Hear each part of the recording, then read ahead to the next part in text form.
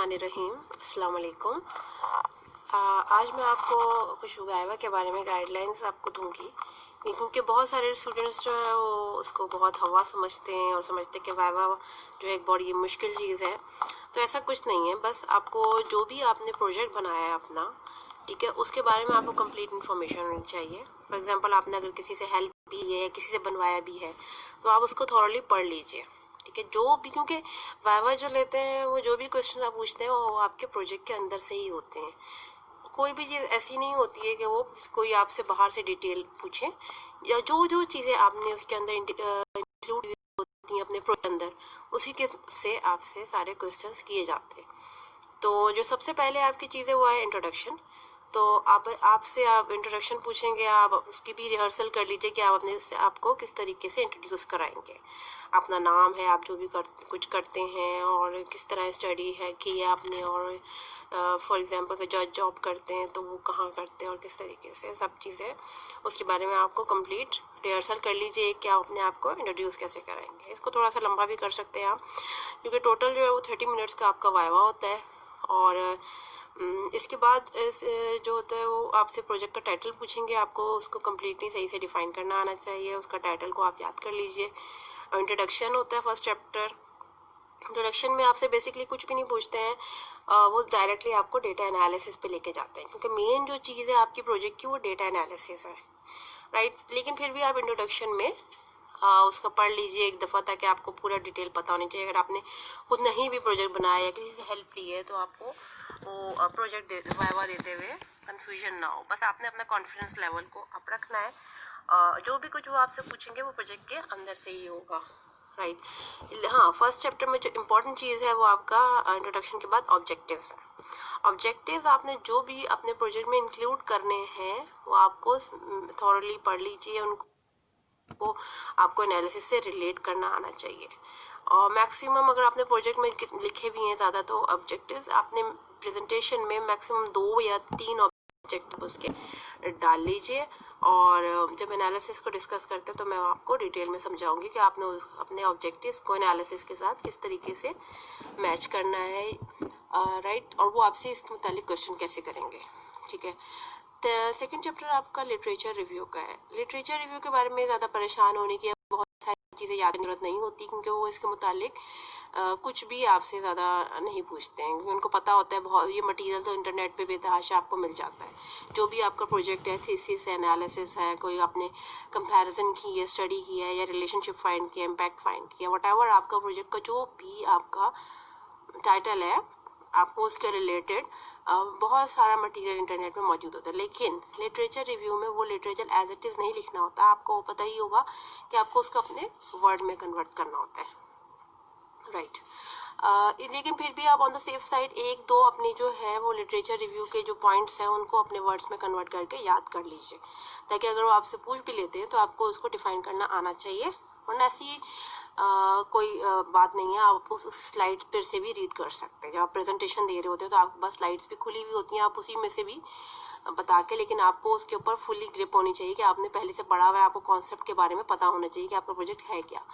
तो third chapter आपका बनता है मेथडोलॉजी का। मेथडोलॉजी में आपसे जो है वो पूछ सकते हैं आपका रिसर्च मेथड क्या है, क्वांटिटेटिव है, क्वालिटेटिव है, या probability sampling, non probability sampling है, सैम्पल साइज, पॉपुलेशन वगैरह, उसके बारे में आपसे वो पूछ सकते हैं। उसके बाद आपको डेटा कलेक्शन का पॉइंट होता है। डेटा कलेक्शन में भी आप उसको डिफाइन करना आना चाहिए, आपने किस तरीके से गैदर की हैं चीज़ें, आपको पूरी उसके ऊपर कमांड होनी चाहिए। अगर आप नहीं भी किया तो आप उसको थॉरली पढ़ लीजिए, ताकि आपके जहन में सारी बातें मौजूद होनी चाहिए। इसके अलावा कोई ऐसी चीज़ वो नहीं पूछेंगे जो आपके प्रोजेक्ट में इंक्लूड नहीं होती। सभी जो जो चीज़ आपने, अच्छा, प्रोजेक्ट में अगर आपने बहुत डिटेल में लिखा है तो प्रेजेंटेशन में आपको वो चीज़ें एक्सट्रैक्ट करनी होती है। तो प्रेजेंटेशन को आप बार बार पढ़ लीजिए, थोड़ी रिहर्सल भी कर लीजिए उसकी कि आप किस तरीके से डिफाइन करेंगे। जो फोर्थ चैप्टर है एनालिसिस का, वो बेसिकली बहुत इंपॉर्टेंट चैप्टर है। और मोस्टली वो लोग अपना जो वाइवा लेते हैं वो इंट्रोडक्शन के बाद एनालिसिस पे ही डायरेक्ट आ जाते हैं, क्योंकि एनालिसिस एक ऐसी चीज़ है वो आपको नया खुद से ही करना पड़ता है। अगर आपने किसी से हेल्प भी ली है तो आपको उसको डिफाइन करना आना चाहिए।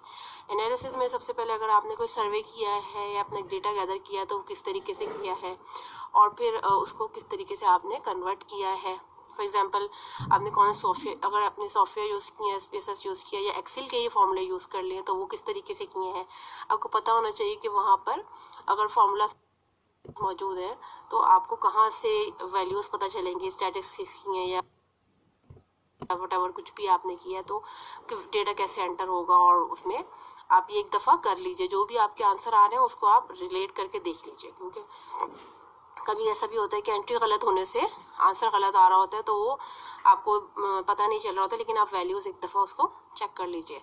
मैं आपको एक्सेल की फाइल भी दिखाती हूँ जिस तरह से आपके पास ये मौजूद होनी चाहिए प्रेजेंटेशन के टाइम पर। लाइक जिस तरह से ये मैंने यहाँ पे डेटा कन्वर्ट किया हुआ है आप देख सकते हैं, राइट। इसके बाद यहाँ पर नीचे आप, क्योंकि ये सारी चीज़ें बाकी तो हम इसमें इंक्लूड कर ही देते हैं जो हमारे टेबल्स और ग्राफ होते हैं, लेकिन हमने जो डेटा कन्वर्ट किया हुआ होता है वो हमारे पास यहाँ पे प्रोजेक्ट में इंक्लूड नहीं होता, तो ये आपके पास मौजूद होना चाहिए। प्लस आपके पास आपकी जो है वो सर्वे एनालिसिस अगर आपने किया है तो आपके पास क्वेश्चनर मौजूद होने चाहिए। मैं आपको क्वेश्चनर भी दिखाती हूँ आपको इस तरीके से, ये फिल क्वेश्चनर मौजूद होना चाहिए। फॉर एग्जांपल ये मेरे पास क्वेश्चनर मौजूद है, क्योंकि ये भी आपसे वो पूछ सकते हैं कि ये प्रोजेक्ट आपने खुद किया है या किसी से हेल्प ली है।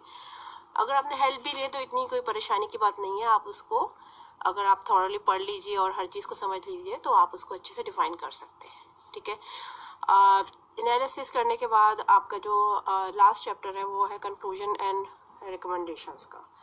ओके, हाँ, मेन चीज़ मैंने आपको कहा था कि मैं ऑब्जेक्टिव का बताऊंगी। फॉर एग्जांपल अगर ऑब्जेक्टिव का आपने उसमें फैक्टर डिटरमाइन किए, एनालिसिस किया, कुछ एग्जामाइन किया, तो आपका एनालिसिस बिल्कुल उसके साथ मैच करना चाहिए। कोई भी ऐसा ऑब्जेक्टिव नहीं होना चाहिए जो आप उसको बाद में उसके साथ रिलेट ना कर सके अपने एनालिसिस के साथ, और वो पूछें कि आपने किस तरीके से ऑब्जेक्टिव किए हैं तो फिर आपके पास उसका जवाब मौजूद नहीं होगा।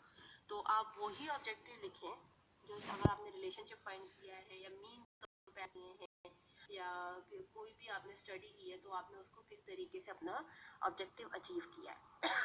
सॉरी। लास्ट चैप्टर आपका है कंक्लूजन और रिकमेंडेशंस का।